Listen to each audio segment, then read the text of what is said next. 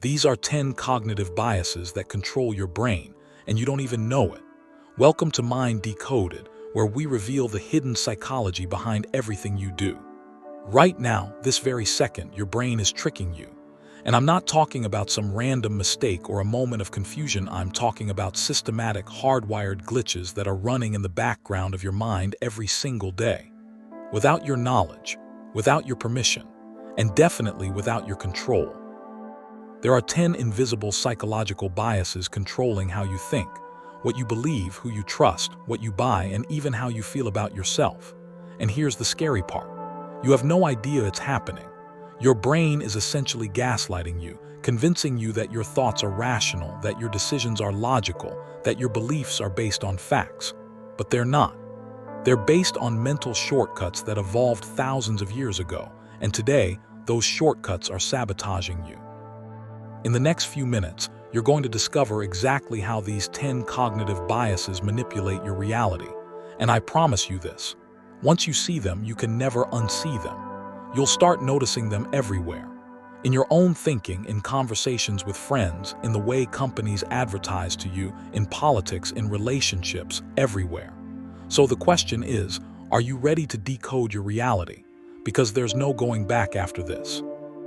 Before we dive in, let me explain what cognitive biases actually are, because this is crucial to understanding why your brain does this to you. Cognitive biases are mental shortcuts. They're like apps that came pre-installed on your brain when you were born. You didn't download them. You didn't choose them. They just exist. And they help your brain make fast decisions when it doesn't have time to analyze every single detail. Now, thousands of years ago, these shortcuts kept our ancestors alive. Imagine you're walking through a forest and you hear rustling in the bushes. Your brain doesn't have time to investigate whether it's a predator or just the wind. It needs to be decided instantly, run or stay. And the mental shortcut, assume danger, better safe than sorry. That bias saved lives, but here's the problem. We're not living in forests anymore. We're not running from predators. We're navigating modern life, complex relationships, career decisions, financial choices, information overload. And those ancient mental shortcuts, they're outdated. They're causing you to make bad decisions, to believe things that aren't true, to misread situations, to sabotage your own success. Fast decisions don't always mean accurate decisions, and that's what we're about to expose. Think of your brain like a smartphone with apps you can't delete. These cognitive biases, they're those apps. They're always running in the background, draining your battery, influencing your behavior, shaping your perception. But here's the good news. Once you learn how they work, you can manage them. You can't delete them, but you can stop them from controlling you. So let's break down the 10 cognitive biases that are silently shaping your everyday life. Bias number 1, confirmation bias.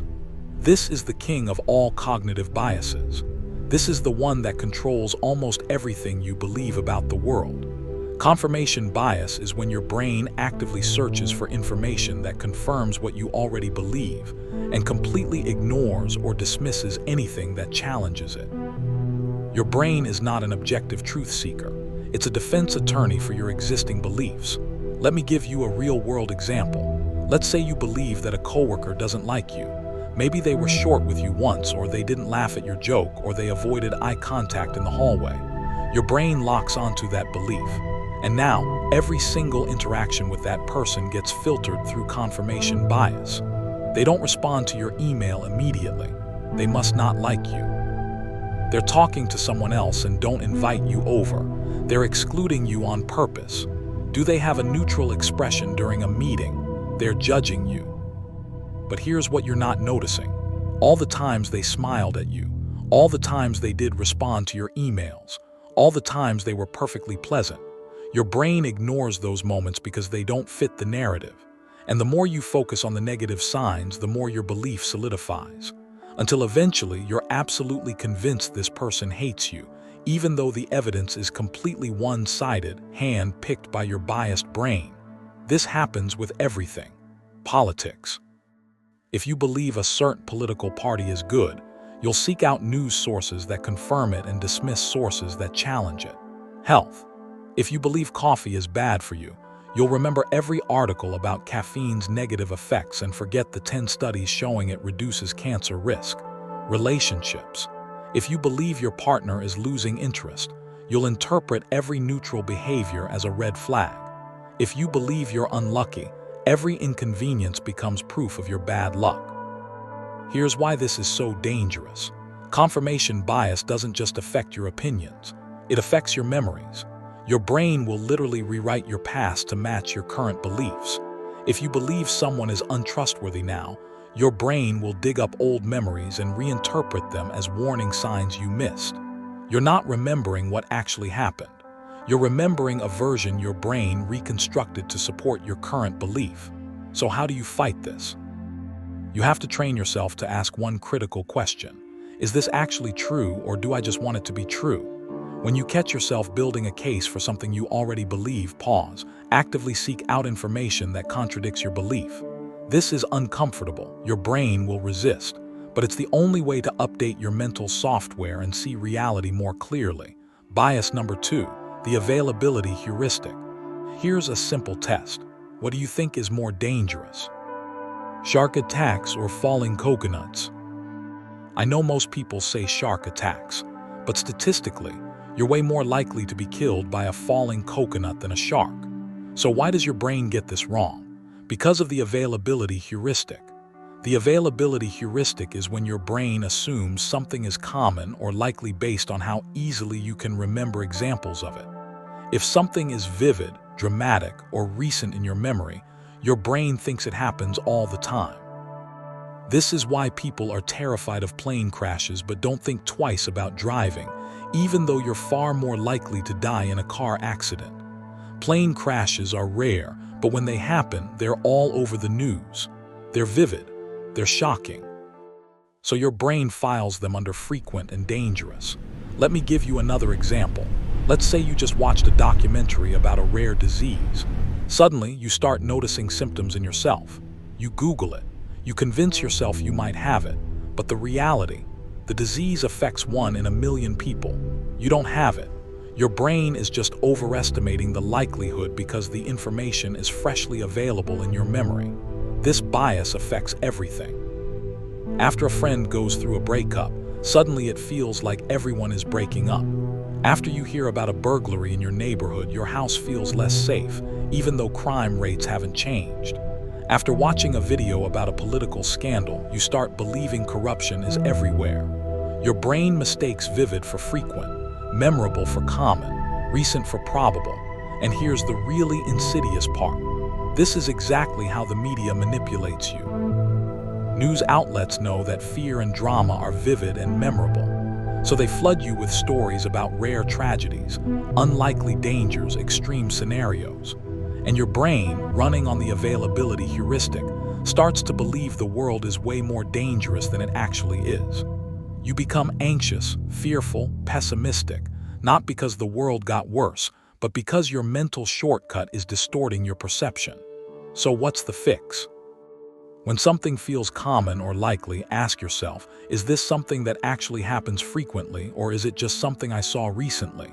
Look up the actual statistics. Check the data. Don't let your memory fool you into thinking the exception is the rule. Bias number 3, anchoring bias. This is the psychological trick that makes you fall for sales, bad deals, and manipulative negotiations. Anchoring bias happens when your brain latches onto the first number it sees and uses that as a reference point for every decision that follows. Even if that first number is completely random, fake, or irrelevant, it still anchors your perception. Let me show you how powerful this is. Imagine you walk into a store and see a jacket. The tag says original price $200, now on discount sale for $100. Your brain sees that $200 anchor and thinks, wow, 50% off, that's a great deal. You buy it, but here's the truth. That jacket was never worth $200. The store priced it at $200 just to make $100 seem like a bargain. You didn't get a deal, you got anchored. This happens everywhere. Real estate agents show you an overpriced house first so that the next house, which is still expensive, seems reasonable by comparison. Restaurants put a ridiculously expensive dish at the top of the menu so that the $50 stake seems affordable. Salary negotiations are won by whoever throws out the first number, because that number becomes the anchor for the entire conversation. Here's a scenario. You're negotiating a salary for a new job. The market rate for your position is $70,000, but the employer offers you $50,000 first. Now, even though you know the market rate, your brain has been anchored to $50,000. So when you counter with $60,000, you feel like you're asking for a lot, even though you're actually $10,000 below what you deserve. If you had anchored first and said $80,000, the entire negotiation would have centered around that number, and you'd likely settle closer to $70,000. Anchoring doesn't just affect money. It affects how you perceive value, quality, fairness, and even people. If someone introduces themselves as a Harvard graduate, that becomes your anchor for evaluating everything else about them. If someone tells you they ran a marathon, you anchor your perception of their fitness to that achievement. First impressions are powerful because they set the anchor for all future judgments. So what is the best defense? Set your own anchor before someone else does. Do your research. Know the real value of something before you see a price tag. And when you're negotiating, be the first to suggest a number. Control the anchor, control the outcome. Bias number 4, the sunk cost fallacy. This is emotional quicksand, and it traps people in bad situations for years. The sunk cost fallacy is when you continue investing time, money, or energy into something simply because you've already invested so much, not because it's the right decision moving forward. Your brain hates waste. It hates loss. So it convinces you to keep going even when quitting is the smarter choice. Picture this. You've been in a relationship for 3 years. It's not working. You're not happy. You argue constantly. You've grown apart. But every time you think about ending it, your brain says, "But I've already spent 3 years with this person. I can't just throw that away." So you stay. You invest another year, then another. And the whole time you're miserable, but you can't let go because of the sunk cost. Here's the brutal truth. Those 3 years are gone. You can't get them back, but you can lose more by staying. The question shouldn't be how much have I already invested. It should be, if I hadn't invested anything yet, would I still choose this? This happens everywhere. You buy an expensive gym membership, and even though you hate going, you force yourself because you already paid for it. But the money is gone whether you go or not. You start watching a terrible movie, and halfway through you realize it's awful, but you keep watching because you don't want to waste the ticket price. But the ticket is already wasted. The only question is, do you want to waste your time too? You pour money into a failing business, not because it has potential, but because you've already invested so much that walking away feels like admitting defeat. Your brain treats past investments as a reason to keep going. But logically, past investments should be irrelevant. The only thing that matters is whether continuing is the best use of your future time, money, and energy. Sunk costs are sunk. They're gone. Stop letting them dictate your future decisions. The way to break free. Every time you're deciding whether to continue something, ask yourself this. If I were starting from scratch today, knowing what I know now, would I choose this?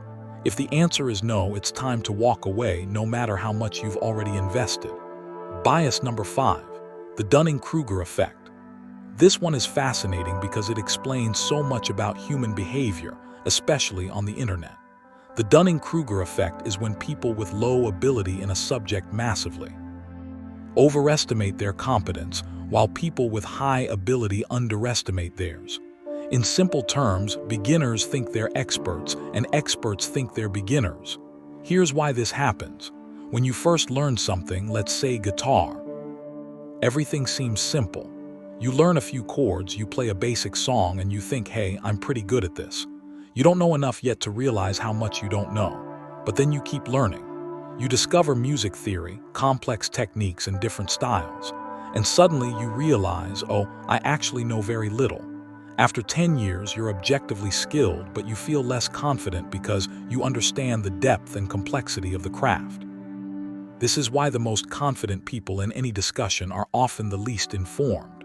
Someone reads one article about nutrition, and suddenly they're lecturing people about macros and metabolism. Someone watches 3 YouTube videos about investing and thinks they're ready to give financial advice. Someone takes a weekend course on psychology and believes they can diagnose everyone around them. They don't know enough to know what they don't know, and that ignorance creates false confidence. Meanwhile, actual experts are cautious, uncertain, and hesitant because they understand nuance, exceptions, and complexity. They know how much can go wrong. They know how much is still debated. So they say things like, "It depends," or "I'm not sure," or "That's outside my expertise." And people mistake that humility for incompetence. This is everywhere. Social media is full of confidently incorrect people because the platform rewards certainty, not accuracy. Politics is dominated by people who have never studied political science. Health advice comes from influencers who have never opened a medical textbook. Everyone is an expert on everything after a 10-minute Google search. So what's the lesson here? Be skeptical of confident people. Confidence is not the same as competence. And if you're the one feeling overly confident in something you just learned, that's a red flag. True mastery comes with humility. The smartest sentence you can say is often, "I don't know enough yet." Bias number 6, reciprocity bias. Humans are hardwired for fairness. It's a survival mechanism.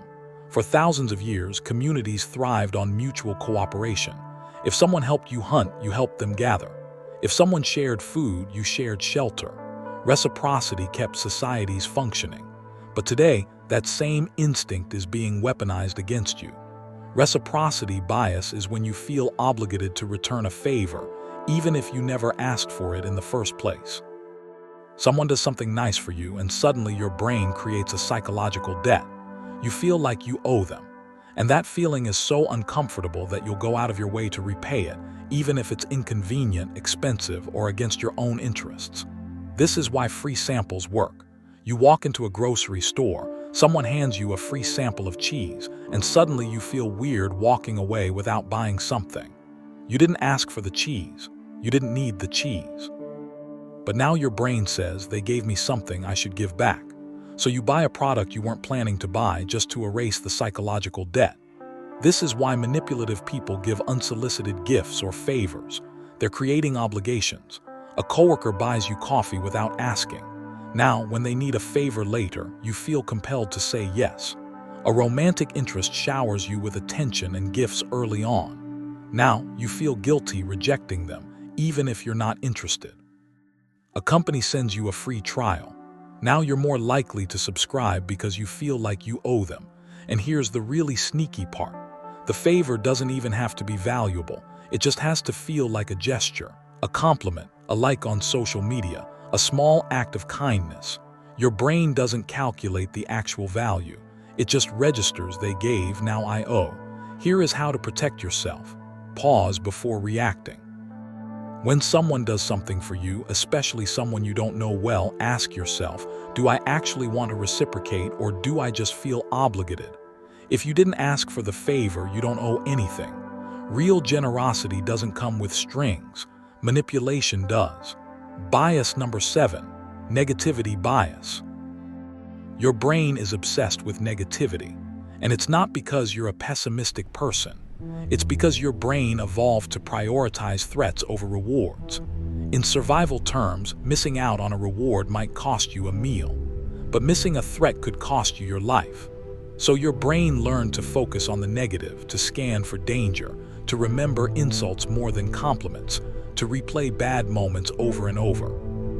This is why you can receive 10 compliments and 1 criticism, and the only thing you think about later is the criticism.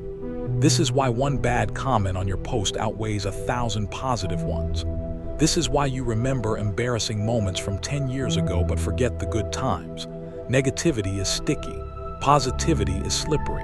Your brain holds on to the bad and lets go of the good. And this affects everything. Your self-esteem. You focus on your flaws and ignore your strengths. Your relationships. You remember every argument but forget all the loving moments. Your worldview. You focus on what's wrong with the world and miss what's going right. Your decisions. You avoid risks because you imagine worst-case scenarios instead of best-case outcomes. The problem is, this bias made sense when survival was the priority. But now it's just making you anxious, stressed, and unhappy. You're not in constant physical danger anymore, but your brain still acts like you are. It's scanning for threats that don't exist. It's amplifying minor problems into catastrophes. It's keeping you stuck in negative thought loops. Here's a practical trick to rewire this. When something negative happens and your brain starts spiraling, force yourself to list 3 neutral or positive things that also happened that day. It sounds simple, but it works. You're manually rebalancing your brain's negativity bias. You're training it to see the full picture, not just the threats. Over time, this reduces anxiety and increases overall happiness. Bias number 8, Bandwagon Effect. Humans are herd animals. We evolved in tribes, and fitting in with the group was essential for survival. If everyone in your tribe said a plant was poisonous, you didn't question it. You trusted the crowd. That instinct is still in you today, and it's one of the easiest biases to exploit. The bandwagon effect is when you believe something or do something simply because many other people believe it or do it. Your brain uses the crowd as a mental shortcut. It tells you if many people think this is true, it probably is. If many people are buying this, it must be good. If many people are doing this, I should too. And most of the time, you don't even realize it's happening. Let me give you examples. You see a restaurant with a long line outside. You immediately assume the food is amazing, even though you have no other information. That's the bandwagon effect. You see a video with 10 million views and assume it's valuable even before watching it. You see everyone wearing a certain style of clothing and suddenly you want it too, even though you didn't care about it before. You see a political idea gaining popularity and start to believe it, even though you never researched it. This is how trends explode. This is how misinformation spreads. This is how entire societies adopt beliefs that are later proven false. People don't independently verify, they just follow the crowd. And the scarier part, the bigger the crowd, the stronger the effect. If one person tells you something, you're skeptical. If 100 people tell you the same thing, you're convinced, even if all 100 people are wrong. Social media amplifies this like crazy. Likes, shares, followers, viral trends. All of it triggers the bandwagon effect. You see something with massive engagement and your brain interprets that as proof of value, truth, or importance. But popularity is not the same as accuracy. A lie with 1 million shares is still a lie. So what's the antidote? Think independently. Just because everyone believes something doesn't make it true. Just because everyone is doing something doesn't mean you should. Question the crowd. Do your own research. Make your own decisions. Don't let the herd dictate your reality. Bias number 9. Halo effect. If someone is attractive, you automatically assume they're also kind, intelligent, and trustworthy. If someone is confident and charismatic, you overlook their flaws. If someone impresses you in one area, you give them credit in areas they haven't earned. That's the halo effect. The halo effect is when one positive trait creates a glow that spreads to your entire perception of a person. Your brain takes a shortcut. Instead of evaluating each quality independently, it assumes that if someone is good in one way, they must be good in all ways. And this leads to terrible judgments. Think about celebrities. People assume that because someone is talented at acting or music, their opinions on politics, science, or social issues must also be valuable. But talent in one area doesn't transfer to expertise in another. Think about attractive people. Studies show that attractive people are perceived as more competent, more trustworthy, and more likable, even when there's no evidence to support it. They get better job offers, lighter sentences in court, more forgiveness for mistakes, all because of a physical trait that has nothing to do with character or ability. This happens in your personal life too. Someone makes a great first impression. Maybe they're funny or charming or well-dressed, and suddenly you give them the benefit of the doubt on everything else. You ignore red flags. You excuse bad behavior. You trust them more than you should, all because of that initial halo. The danger of the halo effect is that it stops you from evaluating people fairly. You're not seeing the full person. You're seeing a distorted version colored by 1 or 2 positive traits. The solution: separate traits. Judge someone's kindness independently from their looks. Judge their intelligence independently from their charisma. Judge their integrity independently from their success. Don't let one strength hide 10 weaknesses. Bias number 10, status quo bias. Your brain hates change. Even when change is good for you, your brain resists it. Why?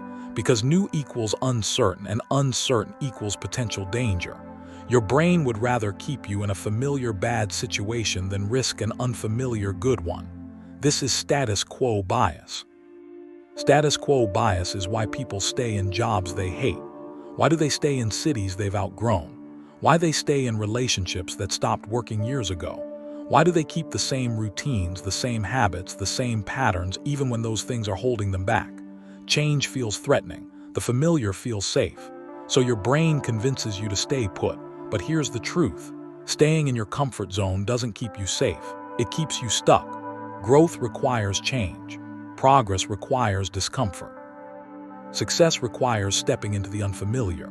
And every time you let status quo bias win, you're choosing stagnation over possibility. The way to overcome this: make change small and gradual. Your brain can't handle massive sudden shifts, but it can handle tiny incremental steps. Want to switch careers? Start by taking one online course. Want to move to a new city? Visit first, research neighborhoods, make a plan. Want to build a new habit? Start with 2 minutes a day. Small changes feel safe to your brain. And once you build momentum, bigger changes become possible. So there you have it. 10 cognitive biases that are running in the background of your mind right now, shaping how you think, what you believe, how you make decisions, and how you see the world. Confirmation bias makes you seek evidence for what you already believe. Availability heuristic makes you think vivid events are common. Anchoring bias makes you rely on the first number you see. Sunk cost fallacy keeps you trapped in bad investments. The Dunning-Kruger Effect makes beginners overconfident and experts humble. Reciprocity bias makes you feel obligated to return favors. Negativity bias makes you focus on threats over rewards. The Bandwagon Effect makes you follow the crowd. The halo effect makes you judge people based on one positive trait. And status quo bias makes you resist change. You can't delete these biases. They're hardwired. But now that you know they exist, now that you can see how they operate, they lose their power over you. Awareness is the first step to control. Every time you catch yourself falling into one of these mental traps, you can pause, question, and choose differently. You can think more clearly. You can make better decisions. You can see reality more accurately. So here's my question for you. Which of these 10 biases surprised you the most? Which one do you recognize in your own thinking? Drop a comment below and let me know. I want to hear which bias resonates with you and how you've seen it show up in your life. And if you found this video valuable, if you learned something that's going to change how you see your own mind, do me a favor. Hit that like button right now. It tells the algorithm to share this video with more people who need to see it. And if you want to keep decoding the hidden psychology behind everything you do, subscribe to Mind Decoded. We break down cognitive biases, behavioral psychology, manipulation tactics, and brain science that most people never learn. No fluff, no filler, just the truth about how your mind really works. And here's the thing. Knowledge is power, but only if you share it. Send this video to someone who needs to understand their own biases. Your friend who's stuck in a bad relationship because of sunk cost fallacy. Your family member who falls for every sale because of anchoring bias. That coworker who's overconfident about something they just learned. Share this video. Help them decode their reality too. Thanks for watching Mind Decoded. I'll see you in the next video, where we're going to dive even deeper into the psychology that controls your decisions, your emotions, and your life. Until then, question everything, especially your own thoughts. Because now you know your brain is tricking you, but you don't have to let it win.